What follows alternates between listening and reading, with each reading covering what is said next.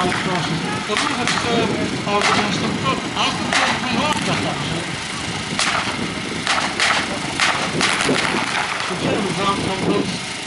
They're going to and see what it can do. Yeah, paratroopers are largely part of some machine guns. So actually probably some early convicts and the capacity level. The Germans are largely on the rifles.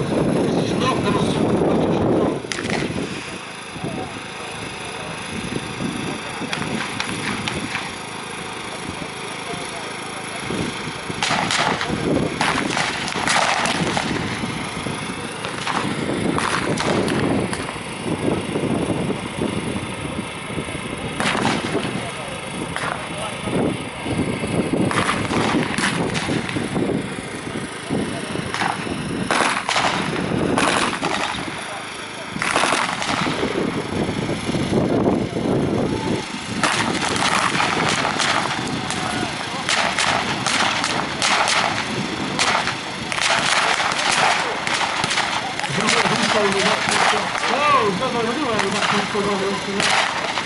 Oh, surrendering. What the? Oh, he's surrendering.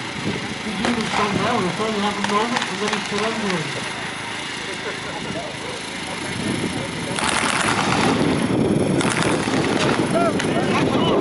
One situation, the guy here's got this stem gun copy, and the guy over there looks like he's got an attack in his forces.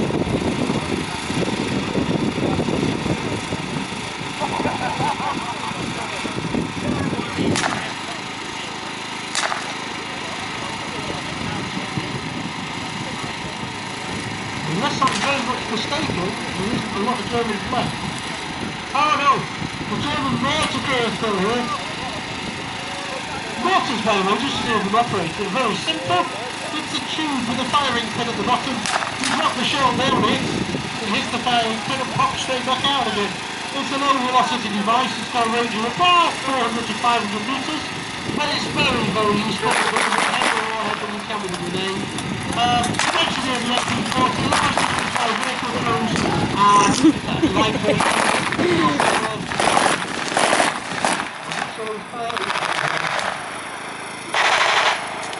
Oh, now the Americans turn up in force.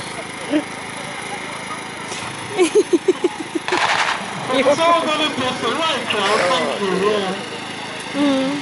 Oh, right, here we go. So it's that weapons carrier again. And coming on the field with the main armoured car. Now this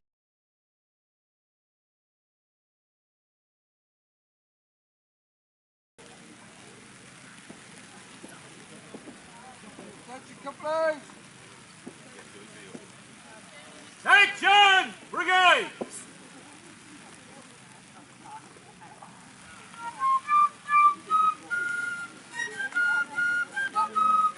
Jump.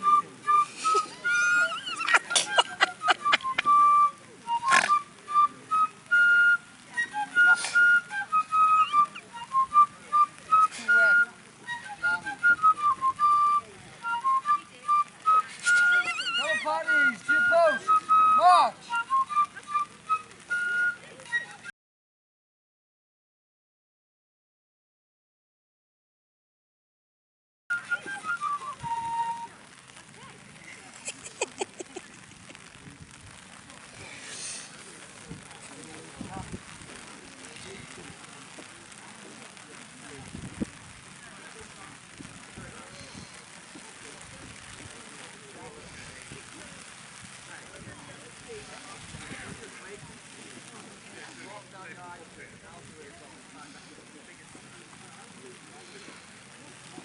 Colour parties, unroll your colours. Good.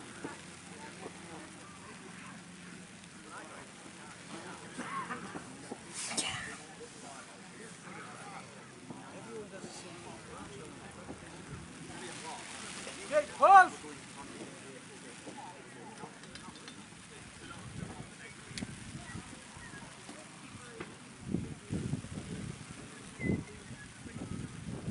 Usher up! Right! Right, left! Forward! March!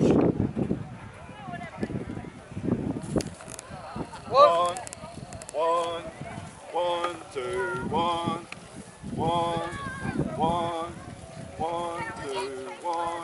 Right shoulder shaft! On!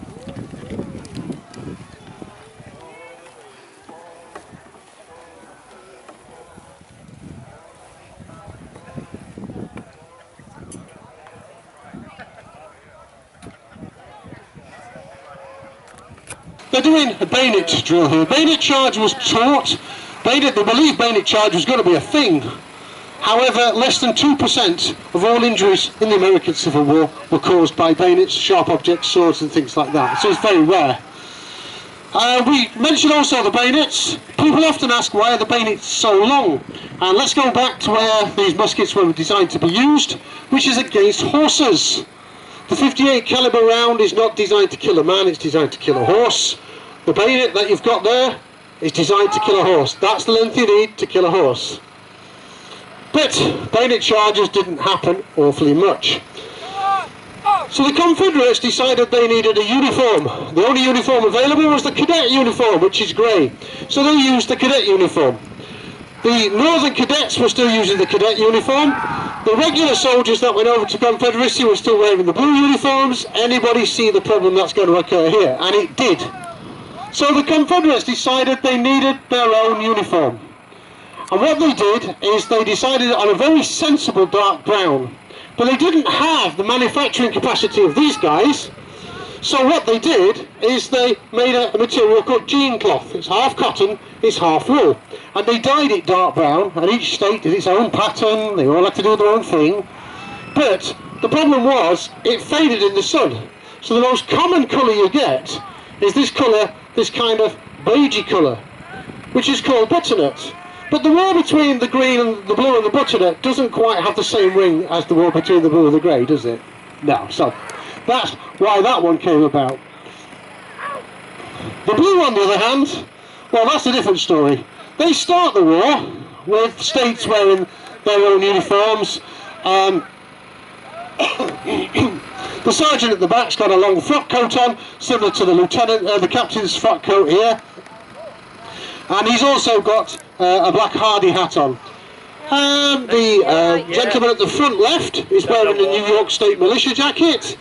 And these were very common at the beginning to have these state uniforms. However, as the North began to produce its way into winning the war, and it did because it had the manufacturing capacity, it had tons of it, loads and loads, it began to produce a working coat for the soldiers, which is known as a sack coat. It's a simple four-button sack coat, and the soldiers just thought, well, we'll fight in that, we'll send our fancy uniforms home, we'll stay in that. And the forage cap, which is I'll see if anybody's got a forage cap. Yes, the gentleman in the middle's got a forage cap on, was produced in vast numbers.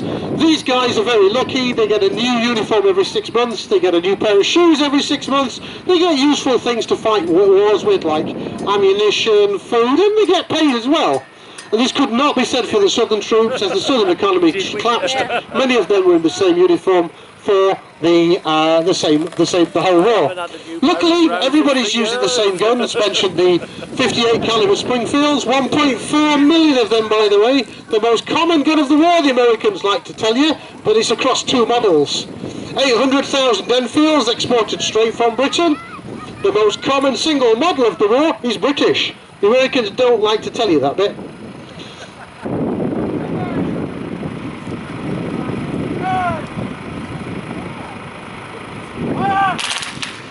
And you all thought it was going to be a massive bang there, didn't you? These are percussion weapons, so what happens is these are fired by a percussion cap that's sat on the back of the gun, which sends a stream of sparks into the gun and then ignites the charge, and they have to be loaded like this. So the soldier puts the rifle on the floor in front of him, he then takes the cartridge from his bag, and he then tips the contents down the barrel. We don't ram on the field, and there's a reason for this. If immediately you put anything down that barrel, it's loaded, even the ramrod. It just turns it into a very efficient spear gun. So we don't do that, you'll see us tapping. Or some of them are loaded, they're ramming actually because it's safe, because they're not in the battle. So they ram. Once they've done that, they then put the weapon across themselves, because there's a little pouch on their right hand side which contains these percussion caps. and they put this percussion cap on the gun. They'll then go to the shoulder, which lets their commander officer know that they are loaded and good to go. Firing by company. This is the old volley fire.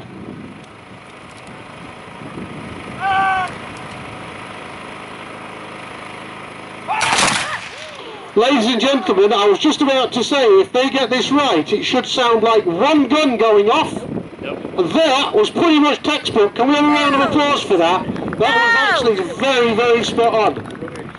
It set the bar there for the Union Army, that's for sure. Rubbish! Oh, they're going to do firing by file. No, firing by platoon, right, okay. Firing by company. Well, no, not firing by company. Might be by rank, we'll find out in a minute. They don't tell me. Firing by file, I should have gone with my instinct, shouldn't I? I'll explain what firing by file is used for in a second. It might be obvious. There's no ceasefire order on fire by file, so this goes on. So you'll see that this time they're firing one after the other. They call it and fire, call it and fire, call it and fire. And misfire. Right. Now the reason for this is because they did firing by company, which is great, but if you walked up to a defended position and they see you doing fire by company, they all hide. So you fire by company and then all stand there for 20 seconds reloading. That's when they shoot you. So firing by file is developed so that you never know when the round's coming in. It goes da, da, da, da. So all the time it's a suppression fire. And with firing by file, imagine that this was 100 men in this regiment. Once that guy has fired, he immediately reloads and keeps firing. So you get da, da, da, da, da, da, da, da, da, da, da, da, da, da, all the way down. And that way it's a constant fire that's spread out.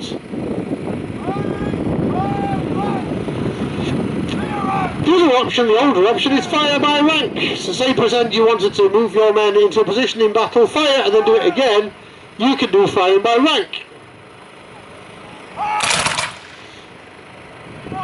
Yeah, by the way, this is the fog of war. This is very rarely is the fog of war. Today there's some moisture in the air and a light breeze.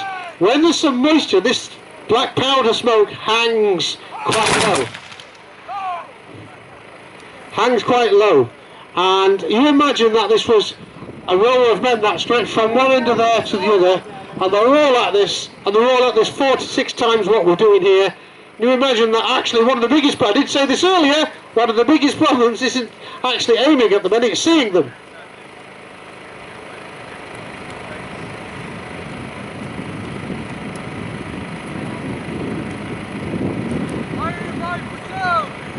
Firing by platoon. This is it. So all the individual platoons are now going to fire.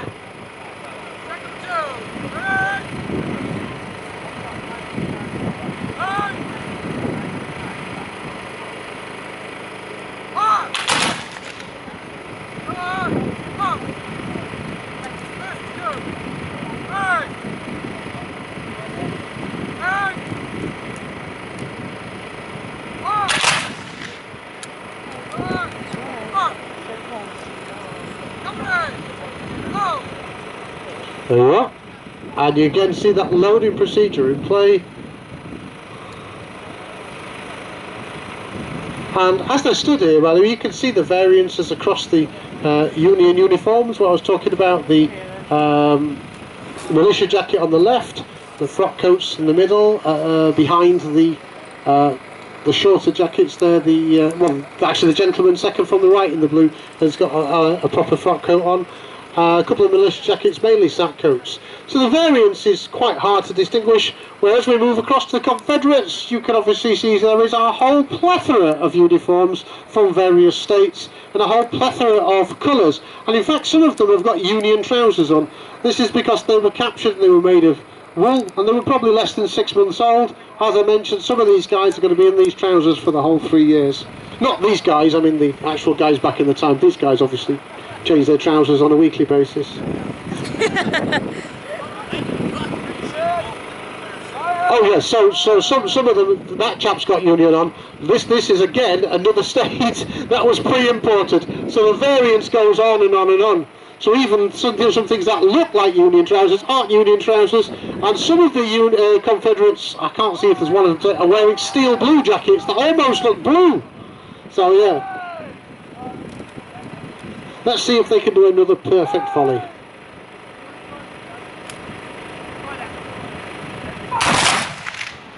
How about that, ladies and gentlemen? Can we have a round of applause, by the way, for these guys today?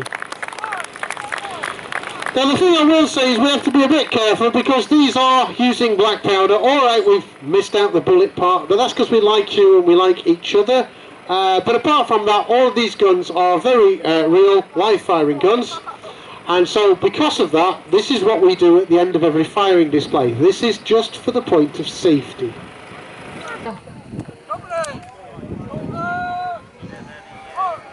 Don't forget, the next event on the main field is at 1 o'clock.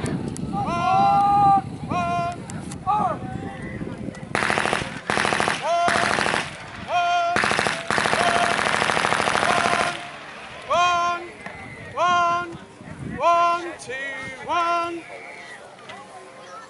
I fire right. Right.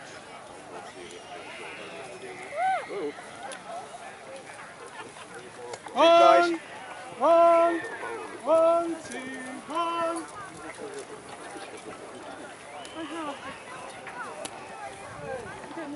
Out.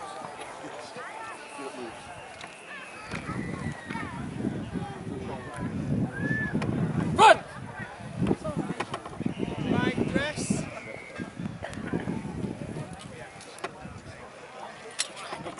Order. Arms. And then it creates the sentence and the phrase and the rhythm. Once you can read music, most music is just repeated again. So you do like a little phrase and then you repeat it again. It's just sort of how it works. So if you see a note and it's just got, if it's filled in and it's got a line, that's just worth one beat. So if you ever saw that, that would just be a steady beat. Boom, boom, boom, boom, boom, boom, boom, boom. If you get two notes that join together, so in the music that was like a bar where you got the lines, that there would still be the one beat. So you've got 1, 2, 3, 4. So it's the same beat, but whereas that one would be bang, bang, bang, bang. Here you've got to do 2 for each beat. So that would be like coffee, like syllables. Coffee, coffee, coffee, coffee. But you've still got that same pulse going through it. So if you then have a mixture of it, that's when you start getting music like this. So you've got your coffee, coffee, tea, coffee, tea, tea, tea, tea. You know, so it's, once you break it down into that, easy. So, there we go.